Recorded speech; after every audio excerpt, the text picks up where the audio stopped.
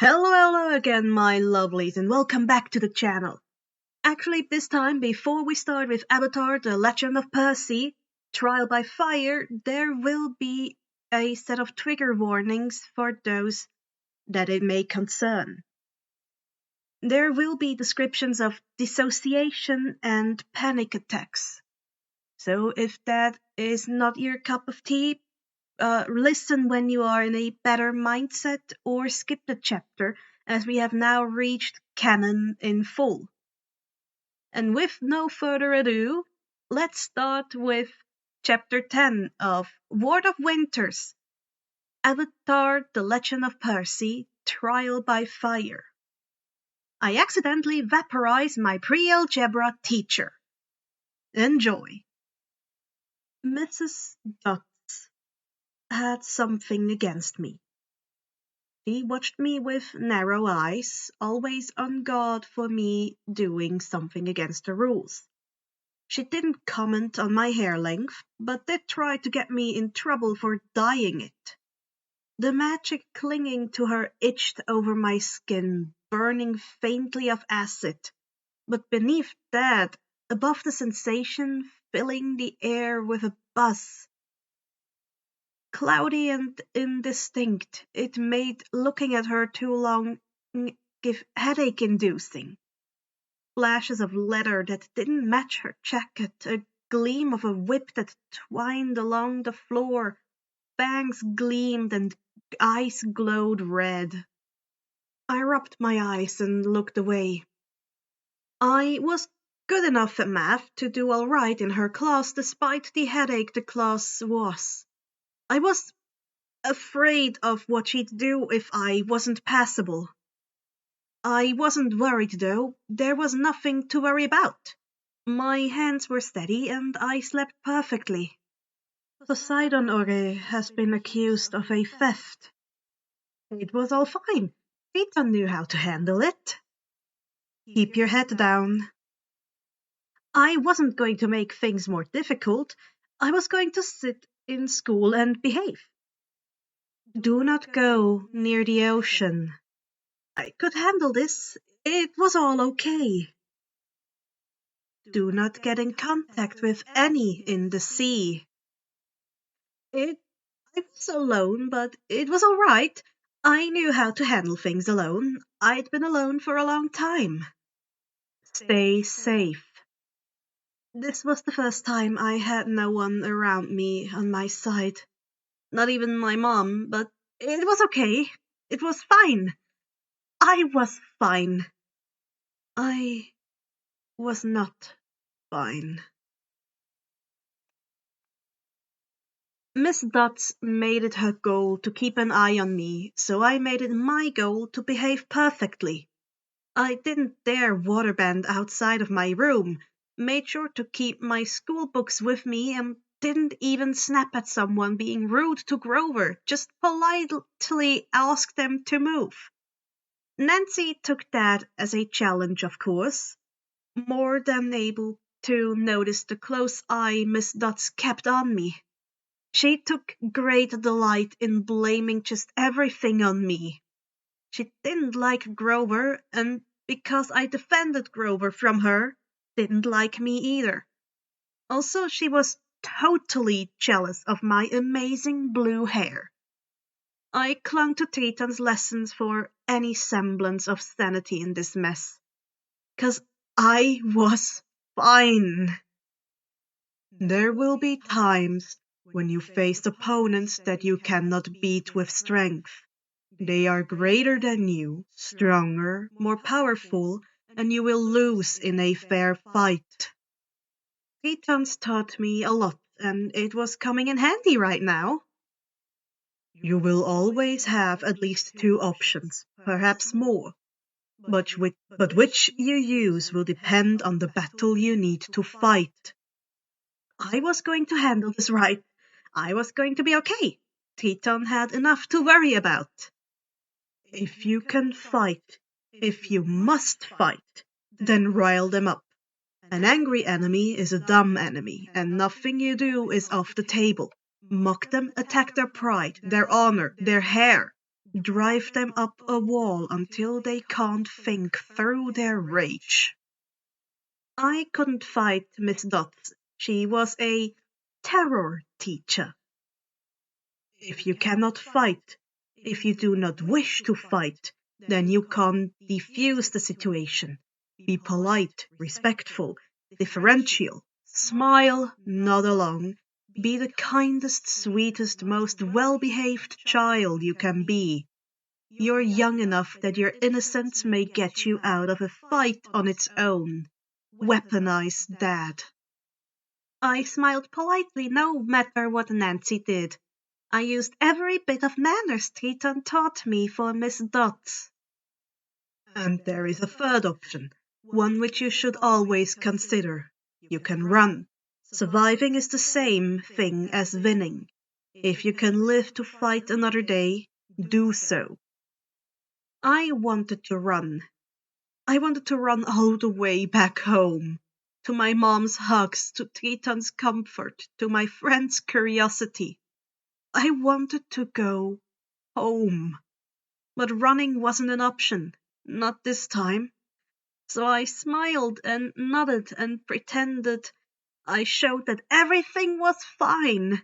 I acted like I always did. Everything was all right.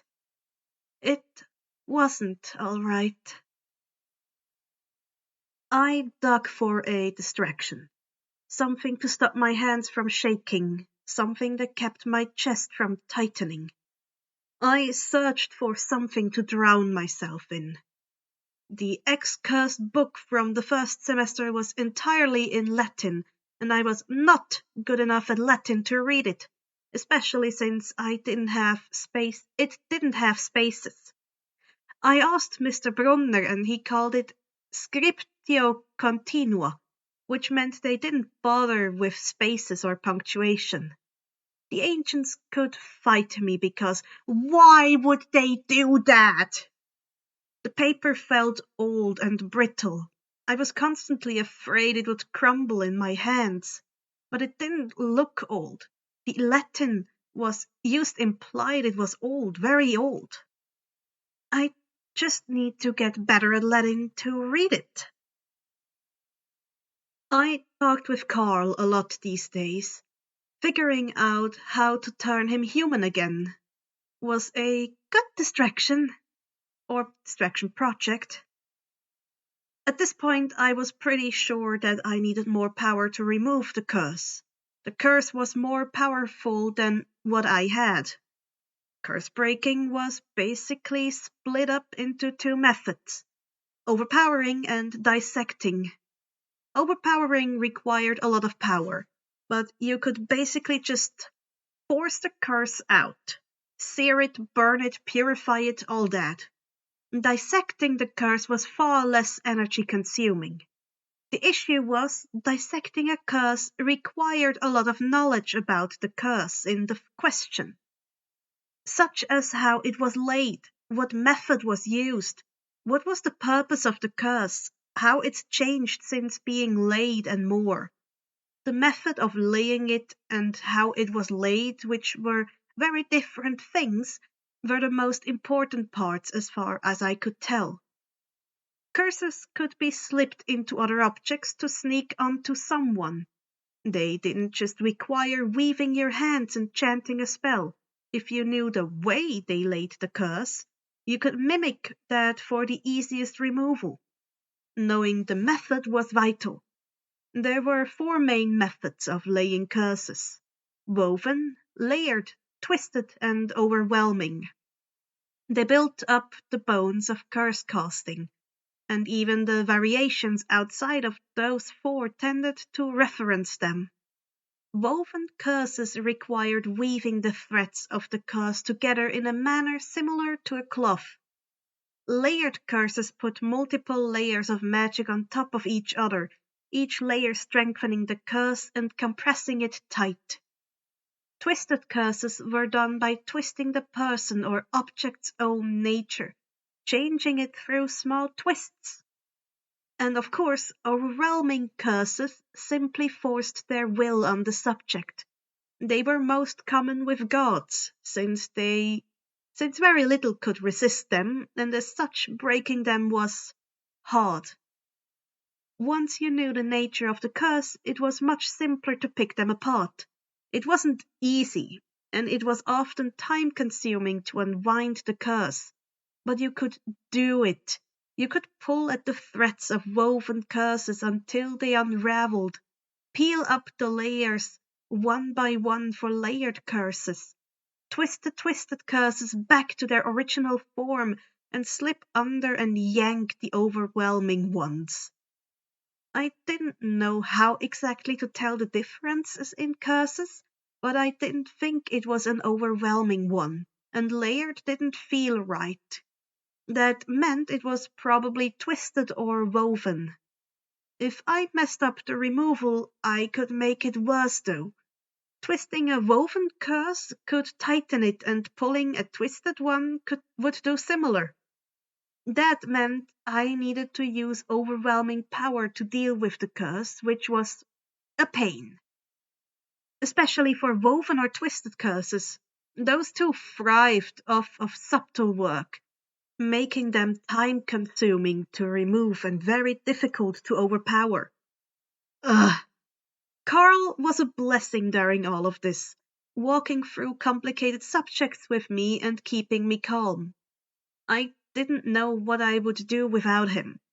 On that note, I needed to figure out a way to keep him with me when I went places. He was only safe from Gabe last summer because Gabe didn't know about him for most of the summer. I spread out the medical kit and pulled out the book on healing. I wanted to improve my healing skills, for others that was. But getting better meant understanding the tools, and they were confusing.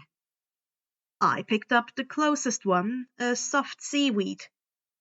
The book said it was treated seaweed, meant for binding wounds that couldn't heal immediately, basically a bandage. The next item was a purification stone, something that helped get rid of bacteria or low-level poisons.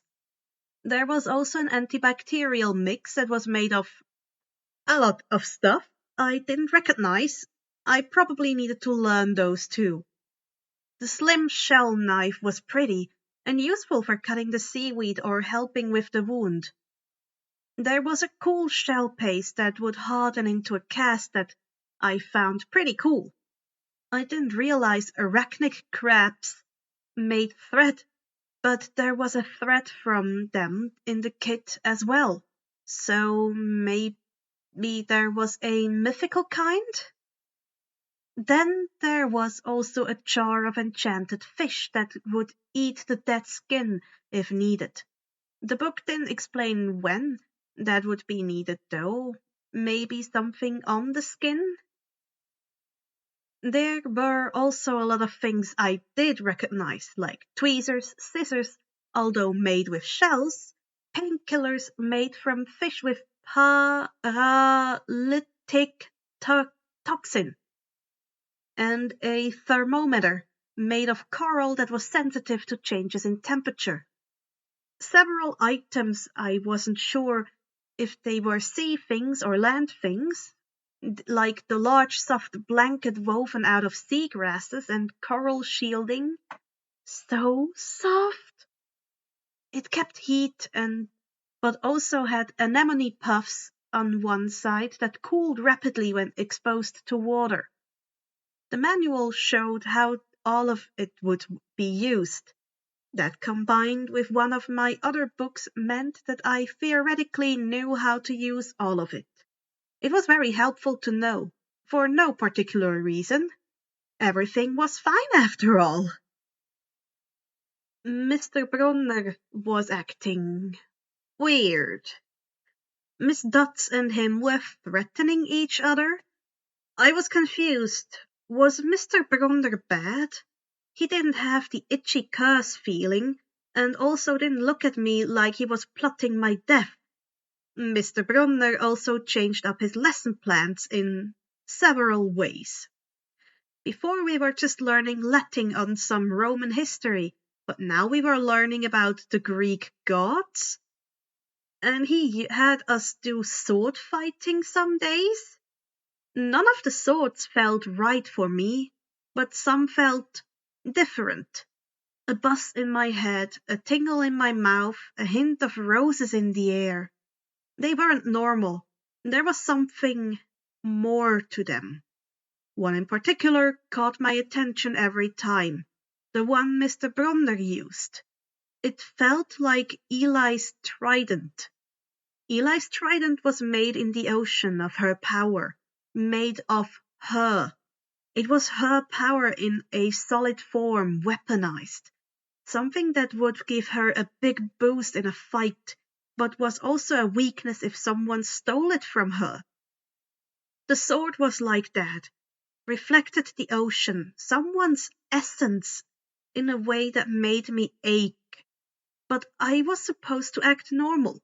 I was supposed to keep my head down. So I pretended I didn't know he held someone else's essence in hand. I pretended I didn't ache wondering who was in his hands.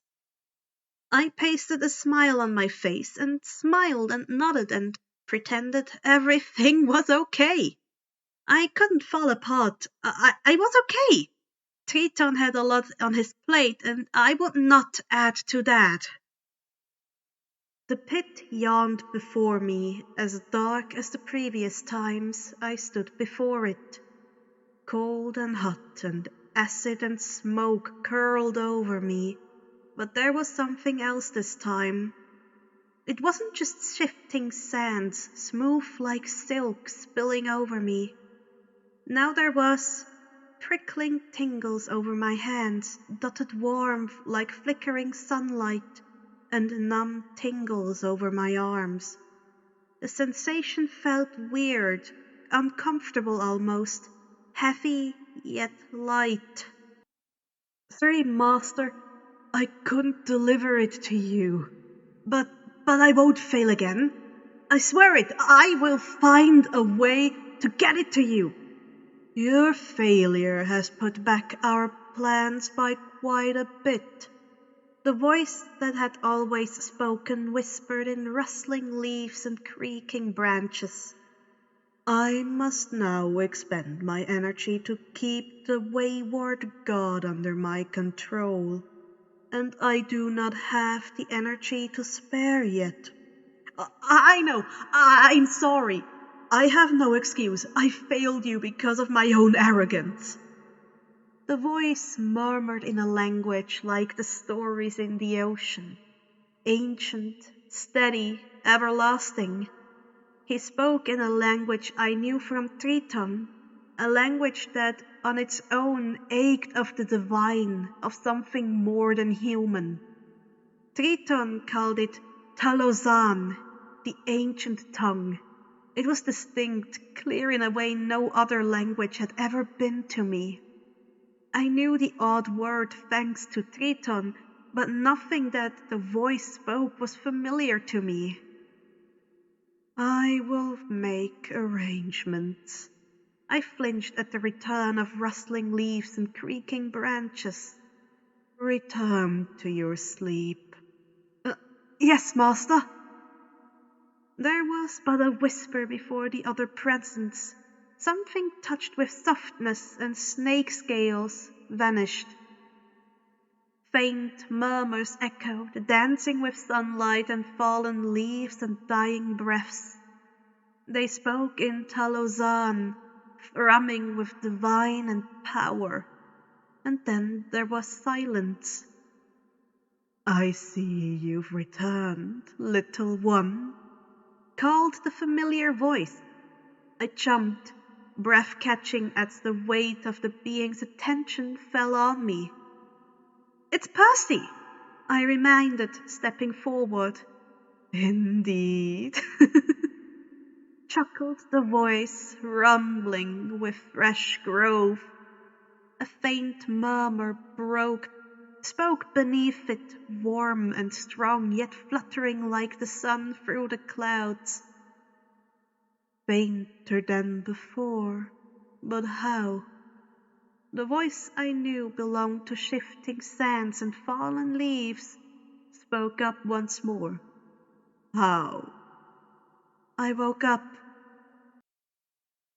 Detention was so stupid. I didn't do anything to deserve it. At least not this one. Nancy blamed me for one of Miss Dutt's calculators going missing, and it ended up in my bag. I was pretty sure Nancy had a hand in that. I had to clean Miss Dutt's whole classroom, which, wasn't normal.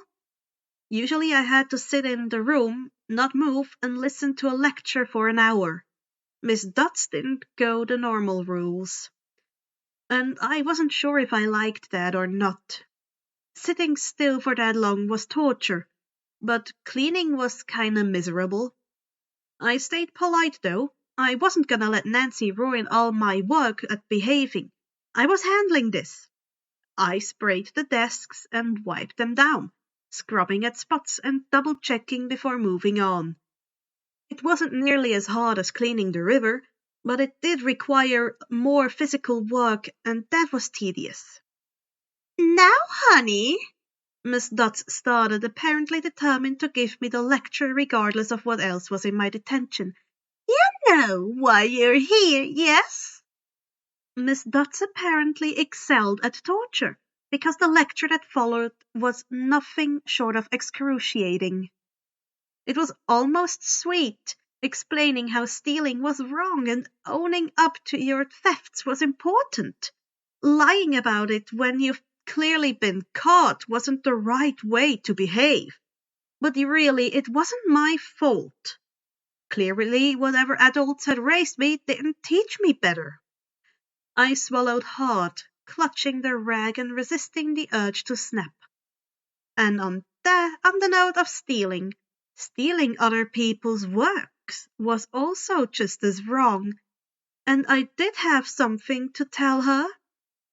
No, ma'am. The lecture continued until the room was spotless. At the end of it, I walked out, hands shaking and eyes burning. But it was fine. I was not fine. Water coiled over me, lit by a familiar red light. Walls arched above me, stone and shining mosaics and soft tapestries filling my vision. I was back in Okeanos' palace. I was back at my Metua's palace. It would probably be best to just stay there. My Metua probably didn't want me wandering around without anyone there. But wouldn't it be more responsible to go find someone? Or to maybe take a look around, get to know the palace? It was just research. I eyed the doorway ahead of me. My Metua needed to be told I was there, definitely. That was totally the important thing here. Yeah, I was gonna look around. This area of the palace was as pretty as the rest, glittering with murals and mosaics and draped in tapestries that flowed in the water. The windows were etched in delicate metallic swirls, and I paused to stare out of one in fascination as a massive watepo seeping past. Its body was massive, and I leaned out to see better, the scales catching the red light and shining brilliantly. It was awe-inspiring. Back again, I see. I whipped around, swallowing as my gaze fell on Okeanos, on my Metua, once again. Hi? Dumb, stupid, idiot. I did not just say hi. I quickly twisted my fingers into the proper motion of respect. Okeanos' lips twitched, his sharp green eyes sweeping over me. What is your name, child? You have the unfortunate habit of vanishing before answering. I winced at that, currents twining around me and rippling strangely. I'm sorry. He raised an eyebrow, and I quickly continued. I'm Okeanos. Have you seen someone around here? I've narrowed the presents down. I resigned myself to being entirely unable to ever introduce myself to my Mitua. Maybe he'd figure it out, just from how much I looked like him. Thetis Tanheraen, the subject of your search is here. Mitua motioned to me as he spoke, and I bit my lip. He called Thetis Ran his love. Of course he would. The two were written in the myths as loving each other so much that they were forced to divorce because they kept drowning the land when making love, whatever that meant. He loved Thetis Ran. Even if he'd fallen for my mom at one point, and she was the absolute most amazing mom ever and deserved the world. Okeanos would always love his wife more. Thetis Ran had been with him from the very beginning. She was his partner, his love. My mom was mortal, a footnote in his life. They just couldn't compare. I recognized Thetis Ran as she came into view, her tail a brilliant blue with luminescent silver thrills. Her hair drifted around her, glowing in the red light. A shining choker necklace made of the brightest sea serpent scales I'd ever seen glittered around her neck. She was the mermaid I'd seen in my first dream. And on the top of that, the currents swirling and tugging at me made way for a new presence. Cool, clean currents that blended with deep, heavy currents that had settled over me. "Oh," she said, her gaze on me. "You are the child I saw a few months ago. It's not often we see a Vanmo Ua Miki here. Ua Miki." I straightened and focused on her, pulling my attention from the currents twining over me once more. I twisted my hand in the proper motion of respect once more. She smiled, her gaze curious. "And who might you be?" I opened my mouth, ready to introduce myself at last, but the currents seemed to disagree.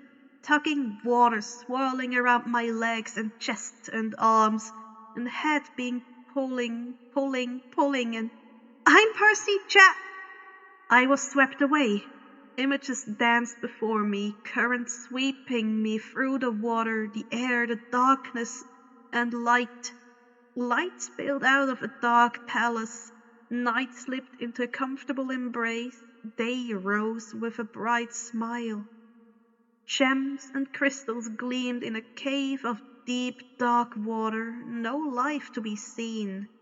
A heavy gaze landed on me. I woke up. We were going on a field trip. I hated field trips. Yay!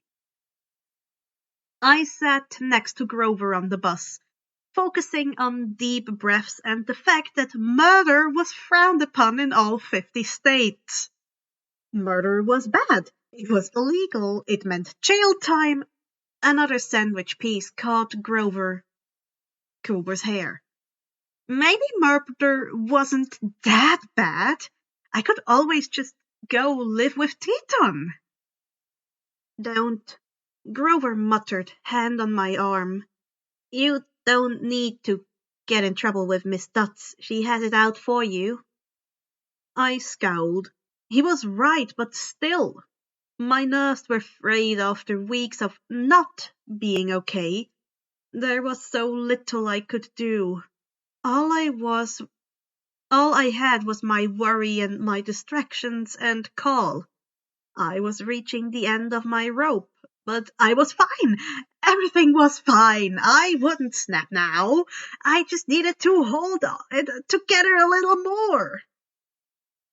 So why did she bring a sandwich if she was just going to throw it all away? "Ha!" he snorted, petting my arm. "Just sit tight and look pretty and hope Miss Dutz doesn't say anything." I sniffed, flipping my hair back dramatically. I'm always pretty. The prettiest, he soothed with a grin. It was for the best that Grover kept me from lashing out. I promised Triton I could handle this. I promised to keep my head down and behave.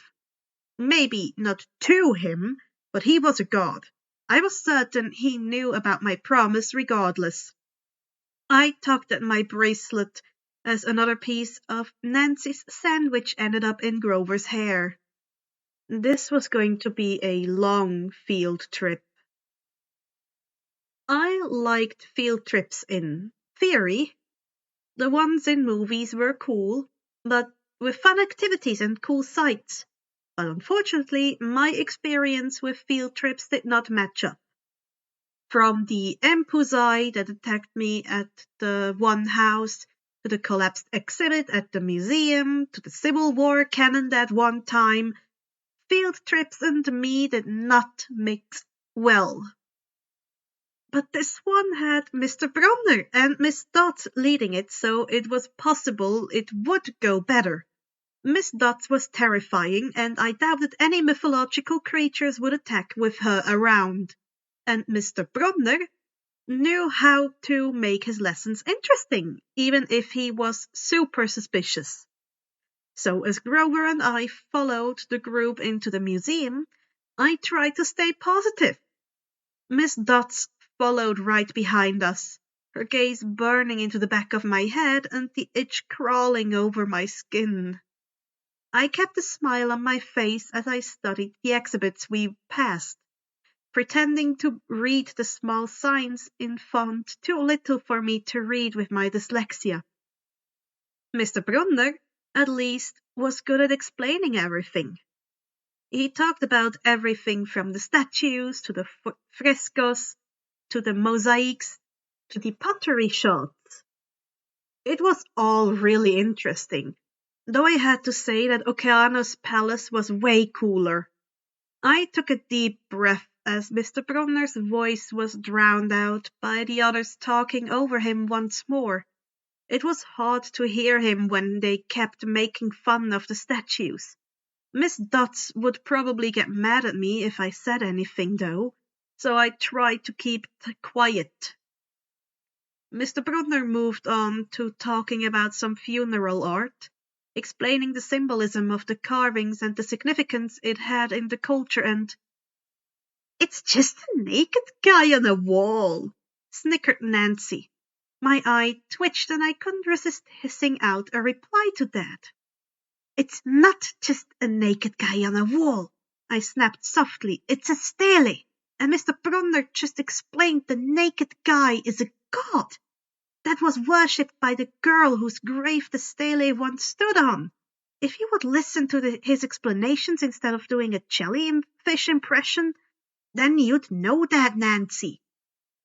The group laughed as Nancy flushed, glaring at me. Mr. Brunner paused in his story. "Did you have a comment, Mr. Jackson?"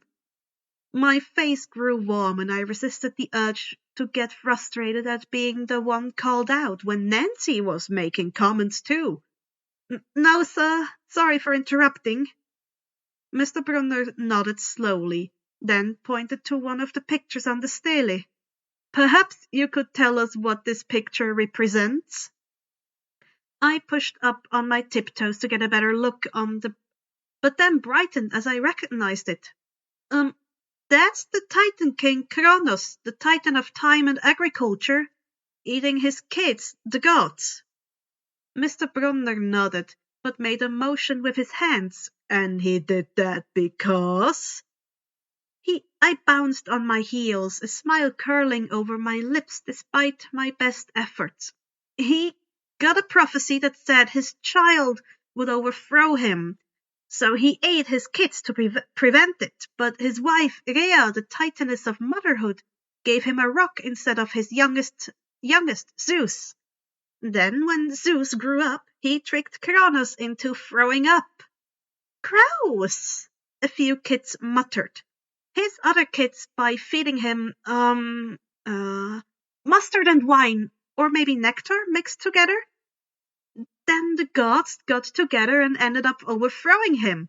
They cut him into a bunch of tiny pieces and threw them into Tartarus. Behind me, Nancy Bubblefit grumbled. Like we're going to use this in real life. Like it's gonna save on our job applications. Please explain why Kronos ate his kids. And why, Mr. Jackson? Mr. Brunner started. To paraphrase Miss Bubblefit's excellent question, does this matter in real life? Grover snickered softly. Busted. Shut up, Nancy hissed, her face an even brighter red than her hair. That seemed like another mark in the Mr. Brunner wasn't a human category, seeing how I could barely hear Nancy and I was right next to her. But that was exactly the sort of question Triton liked to ask me, so I had an answer. Because we can learn from the mistakes of the past and improve ourselves in the present, I declared, and it's also just interesting. Mr. Brunner nodded, though there was a small frown on his face. That's very nearly correct, Mr. Jackson. Full credit. Zeus did indeed feed Kronos a mixture of mustard and wine, or nectar. It's debated which it was. This made him disgorge his other 5 children. How come? A student asked in confusion. Mustard is known as emetic. Mustard is known as an emetic. A what? I muttered to Grover. An emetic is something that it induces vomiting, Mr. Brunner clarified. Mustard is a known substance that can induce vomiting, most specifically black mustard seeds. Thus, it is the most likely substance used. Wait, nothing says they used mustard, asked one kid. Mr. Brunner sighed. Some myths state that Zeus was given a potion meant to induce vomiting, and we have depictions of him acting as a cupbearer to Kronos to free his siblings. With our knowledge of the medicine of the time and the culture, we can extrapolate that it was likely the drink itself was nectar or wine, holy drinks, and the potion induced included mustard. The students mumbled their understanding. Continuing, the children who were immortal gods were thrown up thanks to the mixture. The gods then defeated their father and sliced him into pieces with his own scythe, then scattered his remains in Tartarus, the darkest part of the underworld.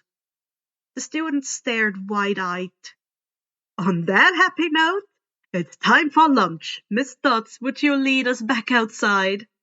The class drifted off, following Miss Dodds as she led the way. Some of the kids were holding their stomachs. Most of the guys were shoving each other and acting dumb. Mr. Jackson, Mr. Brunner called, stopping me from following. I nudged Grover onward as he paused next to me. Sir? Mr. Brunner looked at me solemnly with an ancient gaze, his eyes far too old to fit in his face. You must learn the answer to my question, he said seriously. I frowned. I knew the answer to the question. Triton had taught me all about the godly world, especially the sea. What I didn't know was why Mr. Brunner cared. I wish I could talk to Triton. He would know what to do. Yes, sir, I said in lieu of an actual answer. What you learn from me, he continued, is vitally important. I expect you to treat it as such. I will accept only the best from you, Perseus Jackson. I wanted to get angry at that. I didn't know who he was, what he was, yet he was holding me to an impossible standard. And he was lying to me still, hiding, whatever he was. Was he a threat? Was he a friend? Triton had thought he wouldn't hurt me, but he was A better teacher than most I'd had, but that didn't change the fact that I struggled. It didn't change the fact that he wasn't human, that something else was watching me. I glared at the ground and nodded, leaving when he told me to. He stared up at the stele mournfully as I left, and I wondered if he'd killed the girl. I stepped outside to find Grover waiting for me by the door, so I paused to take a deep breath and get my emotions under control. I didn't need to do anything stupid. Nancy glared at me from the fountain, and a storm was forming above. Lightning crackled in the distance. Just 1 or 2 more hours. Then I could hide in my room and rest. We started walking past the fountain towards the stairs. Detention? Grover asked as we reached the stairs. I glanced around to see if there was a ramp for him. No. Whoops, Nancy drawled, bumping shoulders with Grover. Bumping shoulders with Grover, who was at the top of the steps. Bumping shoulders with Grover, who was falling. Nancy snickered, stepping past the fountain. Grover was falling. Nancy was standing there with a smile. Grover was falling down the stairs and he could break his neck and die, and he was falling, and how dare she, how dare! Red bled into my vision. Red like blood, like Grover's blood. He was falling and there was red. Nancy screamed and Grover cried out. He was falling! I blinked. Grover was soaked through and sitting at the bottom of the stairs. I blinked. Nancy was crying in the fountain. I blinked. The currents settled in my chest and the red was gone. I'd lost control. Oh no. The water! I heard. It reached out! They whispered. Did you see? They gasped. Has he pushed me? Nancy cried. I swallowed and hurried down the stairs. The very wet stairs. Grover coughed, rubbing his butt, his arms crutches on the ground. He didn't seem hurt, though. He fell, but did the water catch him? I didn't know what happened. I wished I could have drowned Nancy. I wished I'd managed to catch Grover. I wished that I'd had better control. My chest loosened as I helped him stand, handing him his arm crutches. He was okay. Thank Pontus. But also curse Pontus for not letting me keep control. Now, honey, Miss Dutz cooed, appearing beside me. I swallowed down my rage and fear and rubbed my arms as the itch inched over them. Come with me, she said. Wait, Grover yelped. It wasn't him, Miss Dutz looked down at him. Go eat your lunch. I pushed her. No, you didn't. But you will stay here. Grover shot me a worried look, but I just shook my head, pulling my water skin out of my bag and fingering my bracelet. Hold my bag? He nodded, taking it from me. Honey, Miss Dutz called, standing at the top of the stairs. Now! I didn't know how she reached the top so fast, but I was also unsurprised. She wasn't human. She'd never been human. I followed her up the stairs, itching and buzzing and burning acid dancing over my skin. But the buzz was fading and the acid growing and the itch digging into me. I hoped that wherever we were going, we were alone. I didn't want to have to come up with an explanation. She led me way deeper into the museum, always just within sight, but just out of reach. The walk was silent until we reached the Greek and Roman section. She stood before the big marble frieze of the Greek gods, a low growl in her throat. I swallowed. "You've been giving us problems, honey," she snarled. The itch burned like acid, the buzzing nearly gone. A whip flickered across her wings flaring and fangs gleaming. Then I blinked, and she was the little old woman again. I raised my chin, sliding my princely face on. I didn't want this, but I didn't have a choice. I'm sorry for any problems I've caused, Miss Dutz.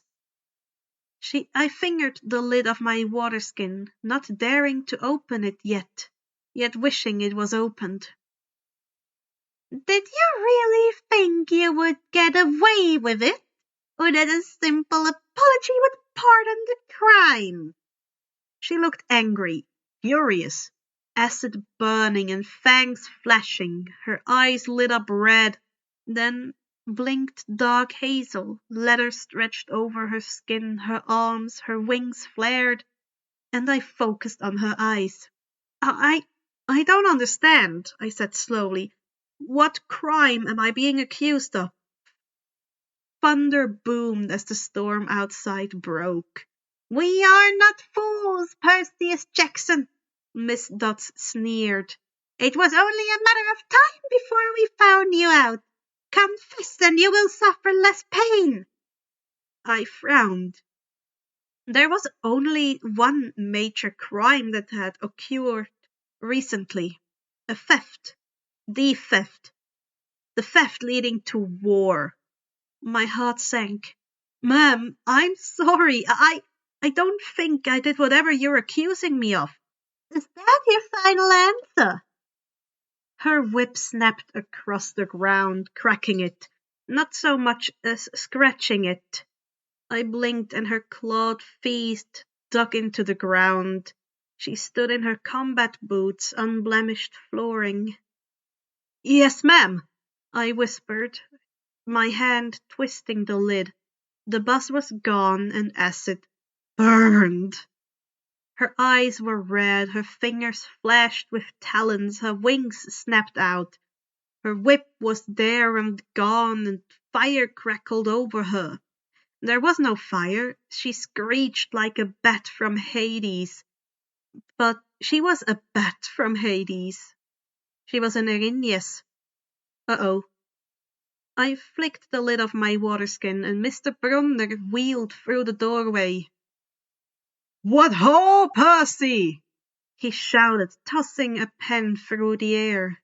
A sword landed in my hand. Mr. Brunner was gone. Miss Dutz lunged with a whip and with empty claws. "Die, honey!" I fell back on the instincts of hundreds of training sessions with Triton. Water lashed out with my hand, a whip of my own coiling up her whip. Over her claws and pulled. She jerked mid-air, wings flailing. The sword in my hand came down on her shoulder. With a hiss, it sliced through her, cutting right through her shoulder, her wing, her chest. A scream burst out as her body exploded into golden powder. I coughed, wiping at the powder. The air cleared slowly. All that remained was a single claw nestled atop a powder-covered floor. I walked to the entrance of the museum once more. The itch and acid was gone, replaced with a buzz shaking my bones. The pen that was a sword, that was a pen that was of the sea, was clutched in my hand. It was shaking, or I was shaking, or the buzz was shaking me. That was the first monster that I'd actually fought. The Empusai had been sheer panic. That wasn't a fight, that was survival. This was a fight. This was a fight to the death. The Empusai drowned before I knew what was happening. Miss Dutz died screaming to the sword in my hand. Triton was going to be furious. I was shaking. I stopped at the door, swallowing back any noise I wanted to make. I swallowed back the tears burning my eyes. I swallowed back the sob caught in my throat. I swallowed back the urge to scream and scream until someone listened. I wanted to go home. I wanted Triton. I wanted my mom. I didn't want to fight monsters. I didn't want there to be a war. I didn't want to face Mr. Brunner. I didn't want to remember the blade slicing through flesh and leather and screaming, screaming, screaming. I didn't want to deal with any of this. I wanted home. But there was war, but there was school, but I promised. I hated this. I hated this so much. I closed my eyes and remembered Triton. Closed my eyes and remembered Triton's lessons. I closed my eyes and opened them and pulled on the princely face he taught me. I was shaking. I had to be okay. My breath was shaking, my chest was tight, my lungs weren't getting enough air. I forced myself to breathe. I stared at the doors and breathed. I was okay. Everything was okay. Everything would be okay. I was not okay. I swallowed once more, settled my expression and opened the doors. Grover was sitting by the fountain, still wet from the waters. Nancy Bobofit was soaked from her swimming in the fountain, grumbling to her friends. She saw me and gave me an ugly grin. I blinked. I tried to remember how to feel. I hope Mrs. Kerr whipped your butt. I blinked. I frowned, tilted my head. Who? The bus shook me. Our teacher, duh! I frowned once more. Our teacher was Miss Dutz. Was that because I killed her? Who was Mrs. Kerr? The bus ached. Was this some sort of spell? Were they who? They someone? Mr. Brunner? Someone replaced Miss Dutz? I turned away from Nancy and I focused on Grover. I noticed the lack of bone-rattling buzz with him. Who's Mrs. Kerr? He faltered, looking away. He sucked at lying. She's our teacher, he said. I held back a scream. I held myself together. Never mind. I tucked my water skin into my bag. I tucked the pen that was a sword that was a pen that was of the sea into my bag. I pulled out my lunch. Mr. Brunner could have the sword back when he answered my questions, when he stopped lying to me. I hated field trips. Well, that was quite an interesting chapter.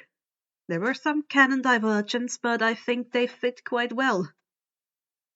And before we end the chapter, we go with the translations of Halmaheran, the suffixes and the terminologies, as always. And with Halmaheran, we have Metua, which means father, Tan Hereain, my love.